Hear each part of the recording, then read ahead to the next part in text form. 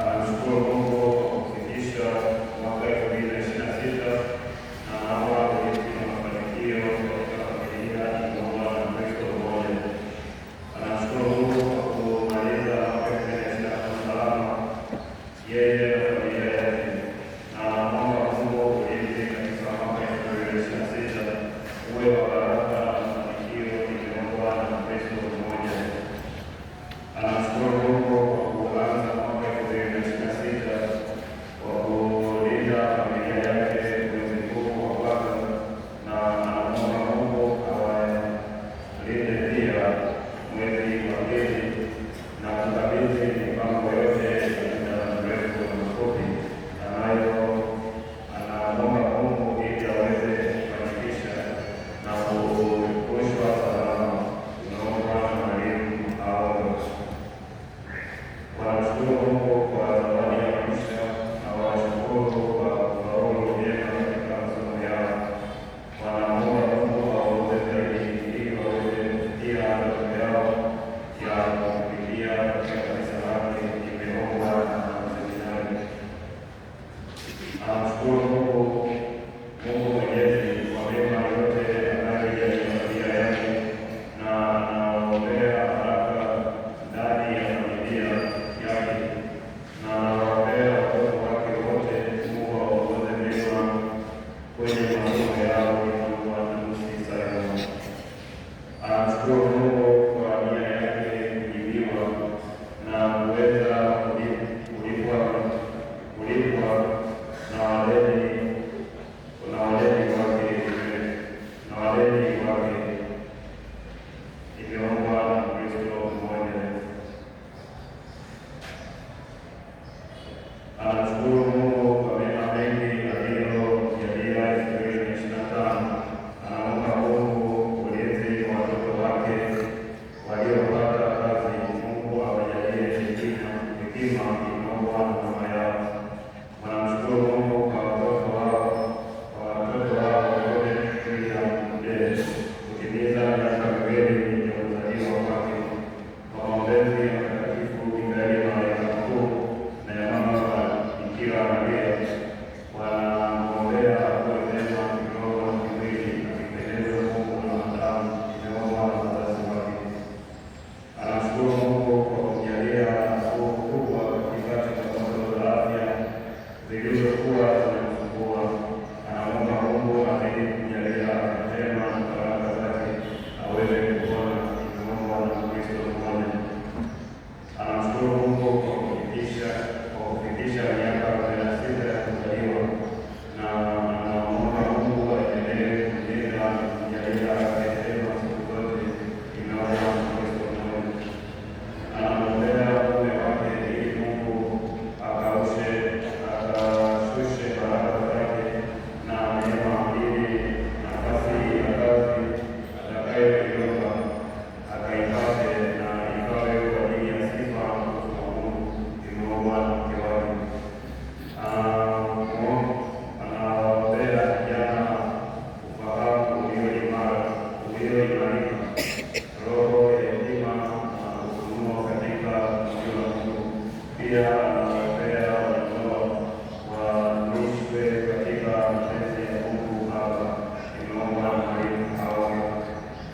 Anawaombea kuwapa Mungu aendelee kuwaongoza vyema katika kusimamia kanisa lake, imeombwa na Kristo mmoja. Anawaombea gavana wa Jamhuri ya Tanzania, Mwenyezi Mungu amjalie afya njema na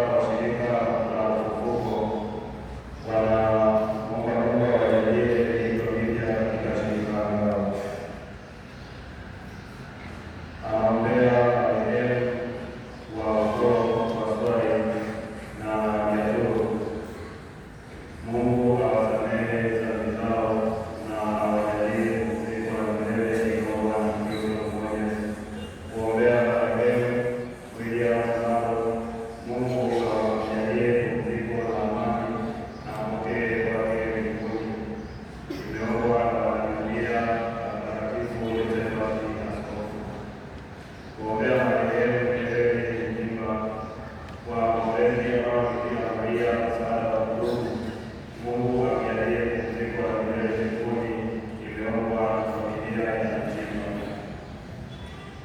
Kuombea marehemu Gilbert Kioi katika Mungu awasamehe dhambi zake, amjalie pumziko la milele.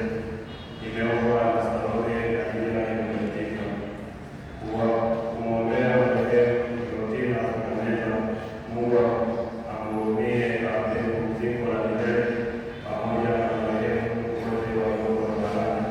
Imeombwa na Askofu Katoliki Kiingereza. Wanaombea wazazi wao marehemu Justin Peter na Maria Felix kwa huruma ya Mungu awapokee mbinguni na kuwapa makao ya milele. Imeombwa na watoto wao.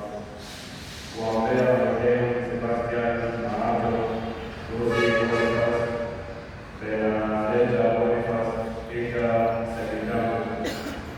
Kupitia maombezi ya Mama Maria, Mungu awasamehe dhambi zao, awape uzima wa milele. Imeombwa na Mkewe Mahato. Kuwaombea marehemu Teresia Mnyeke, Lawe Luhuma, Maria Matias, Damian Mchana. Mwenyezi Mungu awasamehe makosa yao, wapumzike kwa amani. Imeombwa na watoto wao. Kuwaombea marehemu Harithi Justina Mbola, Matias Mchundi na Nerania Kisini, wapumzike kwa amani. Imeombwa na Mungu wao. Kuwaombea marehemu Wanaigura Mlelwa, Mungu amjalie pumziko la milele mbinguni. Imeombwa na watoto wake. Kuombea marehemu Rukoan Kimota, Evarien Jimba, Gewina Gumba, Laurence Maleta, Efrasia Sotera na marehemu wote wa ukoo wa Lucian Kimota na Laurence Maleta. Mungu Mwenyezi awajalie pumziko la milele mbinguni. Imeombwa na Mrs. Kimota. Kuombea marehemu Simon Pedro Masamaki, Elizabeth Kapani Marabu, Merelina Ndaki, Devota Ndaki na Teye Mwagaleba. Mungu Mwenyezi awajalie pumziko la milele mbinguni. Imeombwa na Neema Simon. Kuombea marehemu Matias Ndaki, Maria Matias, Samuel John na marehemu wote pumziko la amani. Imeombwa na Neema Simon. Kuombea marehemu Jennifer Lawrence, Anete Matone, James Matone na Royce Matone. Mungu awasamehe makosa yao yote waliokuwa wamekosea duniani, wapate pumziko la milele. Imeombwa na Grace Lawrence. Kuombea marehemu Mashaka James, Anissa James, Margaret James na Lea Gugula. Mungu awasamehe makosa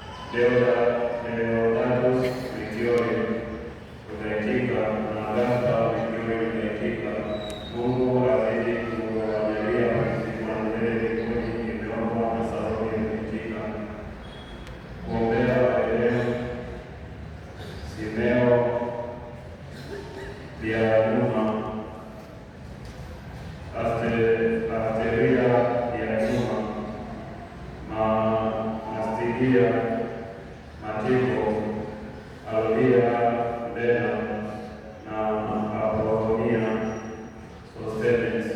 Mungu azidi kuwajalia mzima wa milele mbinguni. Imeombwa na Salome Metika. Kuombea marehemu Halima Daudi Abdala Shara Daudi na Fatuma Brigazi. Mungu azidi kuwajalia mzima wa milele mbinguni. Imeombwa na Salome Metika. Kuombea marehemu Juliana Simeo, Agnes Mulisa, Patrick Simeo na marehemu wote wasio na waombezi. Mungu azidi kuwajalia mzima wa milele mbinguni. Imeombwa na Salome Metika.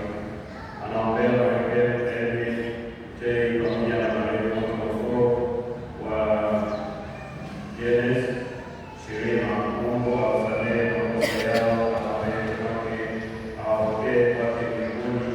Imeombwa na Kristo mmoja. Kumshukuru Mungu kwa maisha ya Frederick Magambo.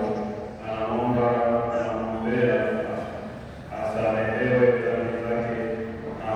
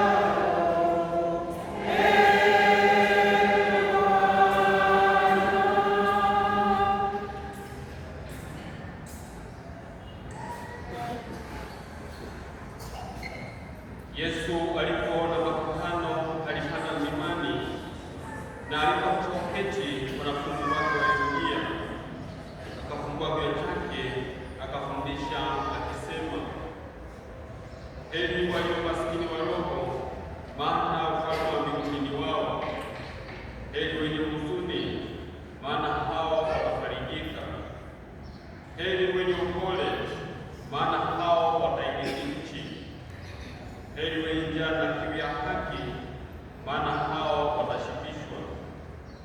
Heri wenye rehema, maana hao watapata rehema. Heri wenye moyo safi, maana hao watamwona Mungu. Heri wapatanishi, maana hao wataitwa wana wa Mungu.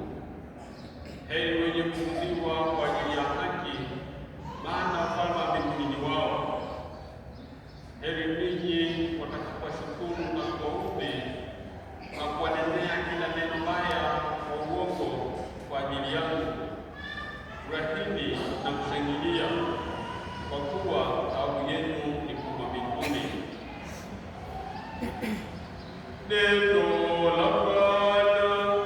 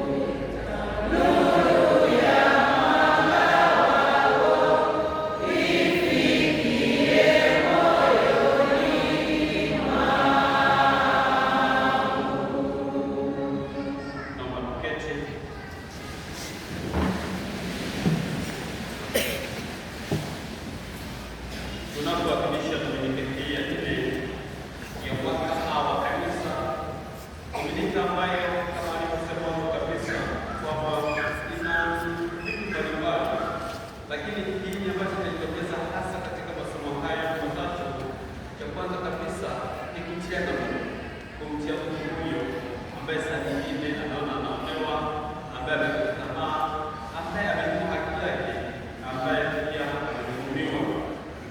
Lakini pia ni siku ambayo Yesu Kristo mwenyewe anafundisha wafuasi wake, yaani linafanyika tendo la Mungu kuhusu wito wao, kwamba sasa natumwa, wito wenu ni upi? Ukisoma somo la kwanza, nabii Nehemia alikuwa na sifa moja ya kushukuru. Alikuwa na kila kinachozungumzwa, kila kinachofanyika, yeye alikuwa anatoa hukumu. Kipindi hicho ambacho aliishi miaka karibu 2700 iliyopita, lakini alikuwa anafanya nini? Kwa sababu moja ya msingi sana, kwamba aliishi kwenye taifa ambalo kulikuwa na matabaka mengi, kwamba watu wenye fedha walisifiwa kila eneo, walipewa kila kitu. Ukiwa na fedha basi unasifiwa kila unakuta na unapewa kila kitu. Na sio hao tu, pia watu wenye madaraka waliabudiwa vile, walisifiwa kila kitu. Kwa hiyo familia yeye alikuwa mara kwa mara akishutumu, kwa sababu sifa hizi ziliwalewesha. Sasa ndio wakana madharau, wakaanza hakuna haki, kuna kila kitu ya aina uchafu kwa familia. Kwa hiyo familia yeye akaanza kuwashutumu na kuwa laani kama hivyo. Lakini leo katika somo la kwanza la leo utakuta kwamba anabadilisha mtazamo wake, kwamba anataka aonyeshe kwamba binadamu anafikiria hivi, binadamu anasifia mwenye mali, binadamu anasifia mwenye cheo, binadamu akiwa na cheo na mali na madharau, anakuwa na kiburi. Alikosa nyingine ilifika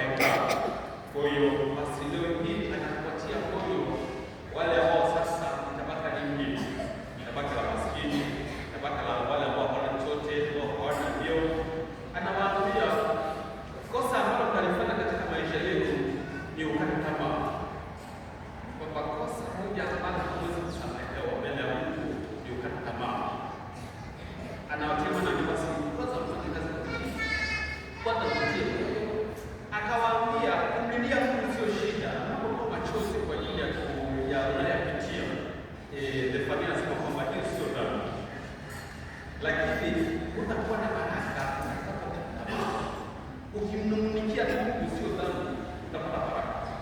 Ukimletea Mungu sio dhambi utapata baraka. Lakini unafanya kosa kubwa pale tu utakaposema sasa nimeshindwa na sina pa kukimbilia hadi kana kupata kitu hicho. Basi hicho ndio ambacho Zefania anakemea. Na anawaambia sasa hawa anawaambia kwamba mtafuteni Bwana enyi wote mlio wanyenyekevu wa dunia, ninyi mliozipenda kazi zake. Kwa sasa hawa watu cha kwanza kabisa sio kulalamika, sio kukata tamaa wala kufanya nini. Cha kwanza ni kutafuta Bwana, lakini pia katika kutafuta Bwana huko lazima kuingia unyenyekevu. Nimekuwa nikifanya mahojiano kila mara pale kila parokia yetu, hasa wale ambao wamesoma vyuo waweza labda Kigoma au Gemara 644 na unakuta wengi kana kwamba wamekata tamaa. Kuna watu jamani, katika makosa unapokuwa umesoma usitegemee sana kubeba. Ukishasoma hiyo elimu kazi ya kwanza ya elimu mbogo, unakuta mtu anatafuta kazi ya kulima elfu hamsini. Tumsifu Yesu Kristo. Lakini kijana anaanza chuo tulikuwa kikuu amesomea biashara, alafu anakuambia bwana, mimi nipatie kazi hata elfu hamsini kwa mwezi. Tumsifu Yesu Kristo. Namuuliza sasa, unaanza chuo umesomea biashara, wewe unapata kazi ya elfu hamsini? Kabisa.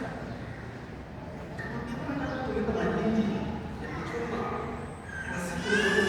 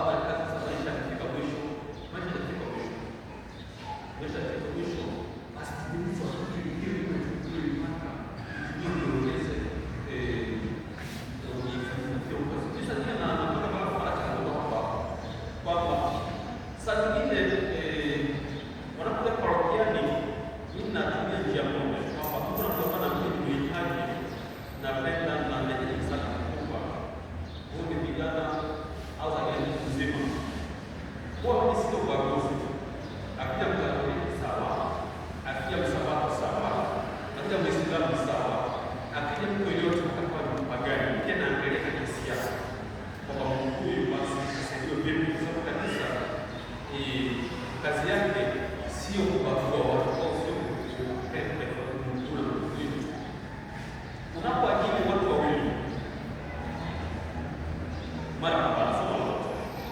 Unapowajibu watu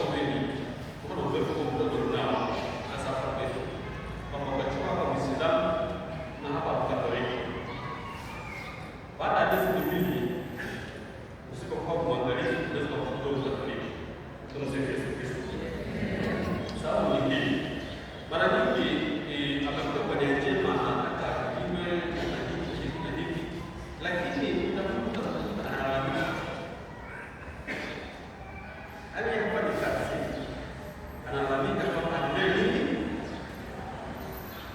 Huyu mwenzake ambaye sasa yeye kuna ugonjwa unafika kidogo kwa hatua na sasa kwa sababu kutoke huyu ambaye ndio usajili ndio anaongezea kazi, anafanya kazi kwa bidii.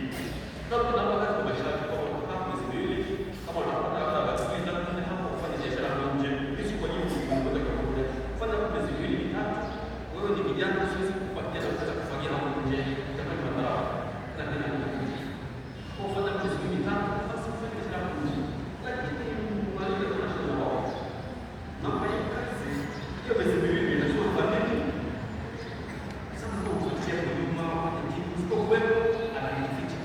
Sasa unaona jinsi akiza ile huyu mtu kweli anapokuwa maskini, anapokuwa kubarikiwa, utalaumu Mungu au utalaumu serikali?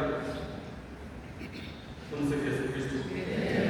Kwa hiyo sasa leo anawatia moyo, lakini pia anawaonya kwamba unapokutiwa moyo ambapo unaendana na uwajibikaji. Usikae tu kwanza kusema unaonewa, unalalamika kivipi? Kama ufanye kazi usifanye nini? Asiyefanya kazi na asili.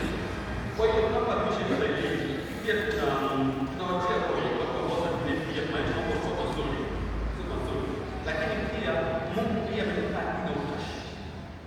Kama una nafasi, ukipewa nafasi kama ni ndogo, kwamba opportunity, hata kama ni ndogo hivi, itumie kwa sababu hapo uone mwanzo, lakini kile kinachotoka kienda kinakata kwa giza. Kwa hiyo unaona mambo yanakuwa kesho na kushukuru kama huyo, hata kupata nafasi nzuri zaidi unaogopa kumwajiri kwa sababu kwamba anaweza kuibisha. Na vivyo hivyo tunaweza kusema kwamba unaona tunafanya kama Mungu hapa nyumbani ni kwetu, ni Mungu kwa muda mambo hayaendi. Kwa hiyo basi wapi kesho tunaona kwamba tunapoadhimisha ibada hii huku Yeremia alifanyia kikemea watu ambao wamekula viburi na madharau sasa watajibu na kuambia kwamba wao wanyenyekevu, lakini huko anawaonya hawa ambao mambo sio mazuri, kwamba wewe mambo sio mazuri, sikaelewa kama mnaelewa mwajibika na kufanya kazi kwa bidii. Kusoma somo la pili la Injili utakuta Yesu alipobatizwa na kwanza kuhamika, basi karibu hawa wanafunzi wake wote wafuasi wake na kukaa nao. Kwa mara ya kwanza kabisa Yesu anaongea na watu ambao ni wafuasi wake. Kwa mara ya kwanza kabisa Yesu anaongea na watu ambao ni wafuasi wake, na anaanza kusema kwamba heri walio maskini wa roho, maana ufalme wa mbinguni ni wao. Hapa anabadilisha mtazamo kwamba watu waliokuwa wanadhaniwa ndio kila kitu katika jamii, watu ambao wana mafanikio makubwa ya kiuchumi, mafanikio makubwa ya kisiasa, mafanikio makubwa ya kipolitiki, ambao jamii ndio ilikuwa inawatazama kwamba ndio kila kitu na kuwasujudia. Yesu anabadilisha mtazamo, asema ni kweli hao katika jamii tunawapenda, lakini pia ninyi pia watu wengine wanaokristo hao watu wanaona thamani katika hili jipya la Mungu kama watakuwa maskini wa roho. Maskini wa roho ni mtu ambaye aliyebarikiwa na Mungu, na baada ya kubarikiwa na Mungu bado hajivunii kwamba basi amepata ufunguzi. Ndio kwamba hiki ni kwamba basi ni kanisa ya Mungu na kinapaswa kutumike kwa manufaa ya kutunza taifa la Mungu. Anaendelea anasema heri wenye upole, na anasema kwamba heri wenye huzuni, maana watafarijika. Heri wenye huzuni, maana watafarijika. Sasa nyingine huyu tunaichukulia vibaya, lakini hawa wanaozungumzia Yesu ni kwamba mtu ambaye basi akiona mambo hayaendi kwa uzembe wa watu, huyu ndio anasikitika. Kama nilivyosema, huyu kijana mimi ninamwonea huruma, na pia nisikia vibaya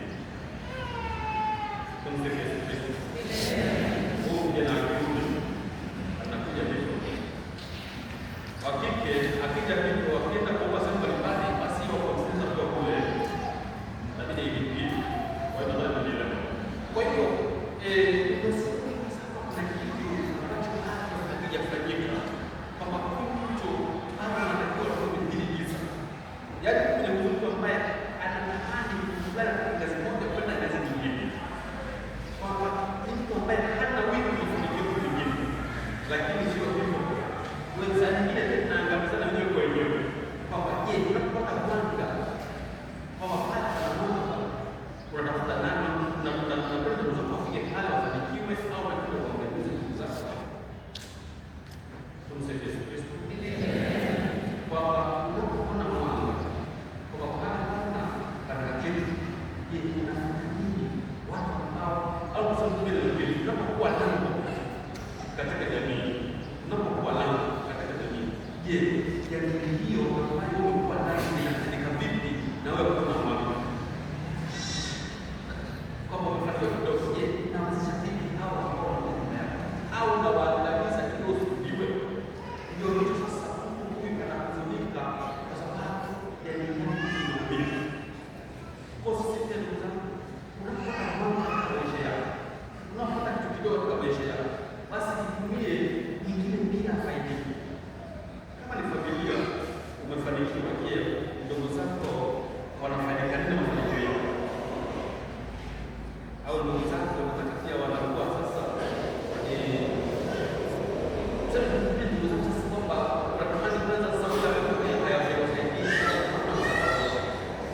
lakini pia akaendelea akasema,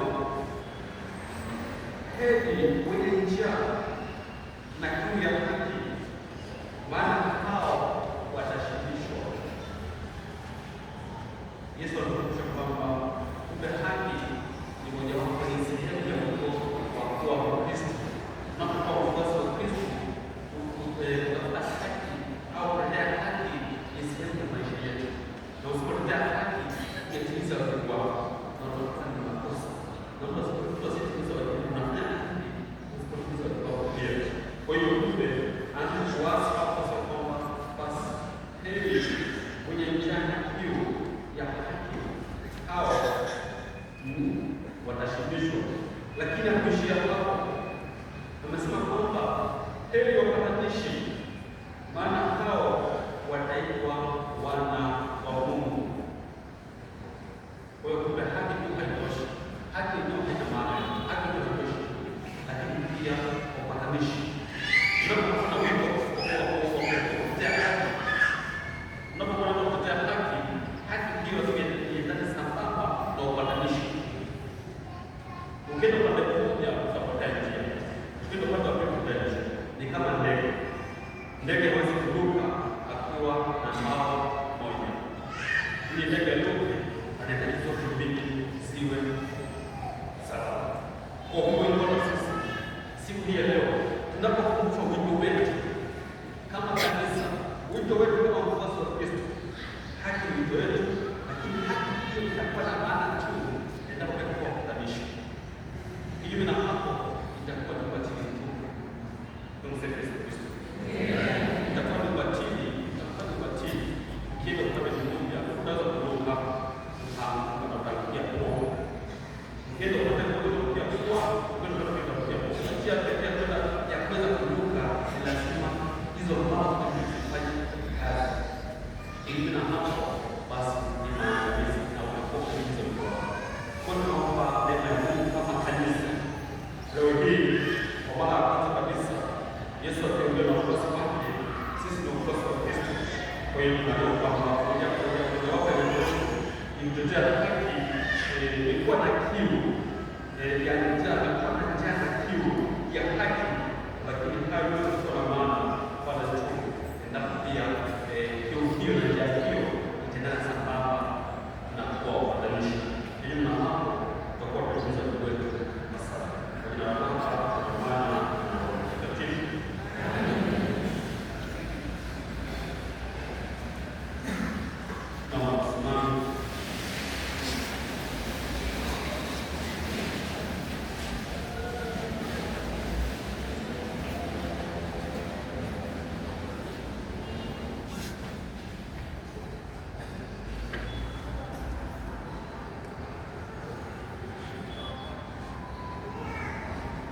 Nasadiki kwa Mungu mmoja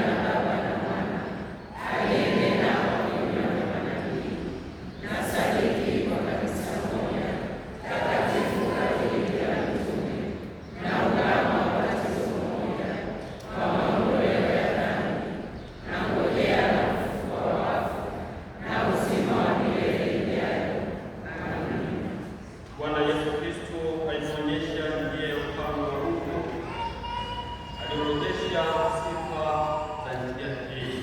Itaitikia kwa kusikia.